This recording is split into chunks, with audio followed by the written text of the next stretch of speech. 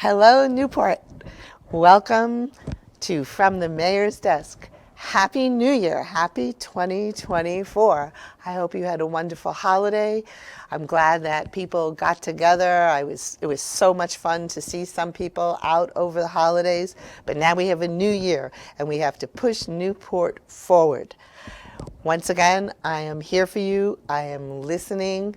You can reach me at my mayor's hours on Monday and Wednesday morning from 9 o'clock to 11 o'clock a.m. over at the council room in the city building. Let me give you a couple of updates on what's been going on in your city. I had the good fortune, of meeting with Alex Farrell, the Commissioner of Housing from the state. Alex came to Newport and we walked around and we looked at various areas, and Alex sat down with me and the president of the council and our zoning administrator, and we talked about how can we get some grant monies, possibly TIF area. What could we do to help with housing in Newport? And Alex was very forthcoming, and after walking around and seeing how Newport looked in the different areas, he's putting his thinking cap on and he's going to send us some connections on what we can do with some directives. So I'm excited about that. I'm also pleased to say that it's going to be campaign time soon. We're going to have some council member seats up. So for the convenience of the candidates, I have asked on the agenda coming up at the next council meeting that we put on a policy for signs on city property. This way there won't be any confusion about who can do what and where your signs can be, the size of the signs, when they need to be taken down. Because in the past, there has been some confusion, and sometimes the city might be picking up signs in their right to pick up signs. But now if we give definite parameters on what the city has authority to give those parameters on, it will make it easier for the candidates and a lot easier for you to look at the candidate signs, follow up with them, and cast your vote as an informed citizen.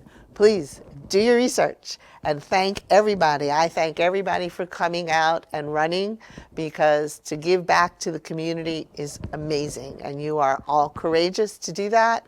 And I thank you again, because Vermont is a great place to serve and Newport is a wonderful place to serve. I do want to say that I'm also pleased to see a revitalization of the council and a new civility distinct from what I've watched on past leadership. I see now that there's less bickering, that there are more discussion going on, that it's okay to have split votes. That's what brings out discussion. You don't want council members to just say aye and all vote together. You want them to pay attention. You want them to be able to have packets ahead of time so they are informed, they have information. You want discussion amongst the council. You want to be able to say, you know what, I'm for this, and here's why. It's open to the public as well. There are specific times where the public is allowed to offer their comments, and they participate, and then it's brought back to the council by the mayor. I bring the discussion back to the council, and if there is a vote, we go forward with it. Sometimes there is no vote. But I want to say that we're also having our searches for a fire chief and for a city manager, and those searches are going forward, and I've been analyzing the policies and procedures that are going on in the city, have been there with the department heads. Department heads have been totally wonderful in sharing their input, trying to fix things, as well as the treasurer, because they're all different departments. I found now that everybody's working together. They're a good team. Everybody is providing information as asked. They're sharing information, coming to conclusions so that we can actually fix these policies and procedures. By doing this, we were able to find some issues that slip through the cracks. So for example, we were able to find a grant money that was designated for a specific vendor. Well, that vendor was not able to be contracted with the city. There would have also been a conflict of interest if in fact that had gone through. So I was able to work that out with the state, and we did the motion that was requested last night, and we should be getting that money back. So that is wonderful. We will have access to those funds. Also, we are watching the water meters. There was an issue with a broken water meter on the prison. We've now recalculated what monies would be due there. So looking at those type of issues, we're able to go and say, we need to ask you for that money because you had the use, of course, of the water. So we'll be working on that as well. Fixing these policies, putting these procedures in place is very important to keep our city running smoothly. This way, regardless of who is in the city, everybody knows the process. It's easy to answer the questions then to the public. This is your city. You have the right to ask questions. Of course, we ask that you don't try to micromanage and do someone's job. We'd rather you applied for it if that's what you want to do. If you want to know about every single email or every single telephone call, or you want to know about every single contract, then you know what? Apply for the job. That's the better way to get that information. So you don't want to cost the city too much money in public records requests or filing things like that just because you're curious, right?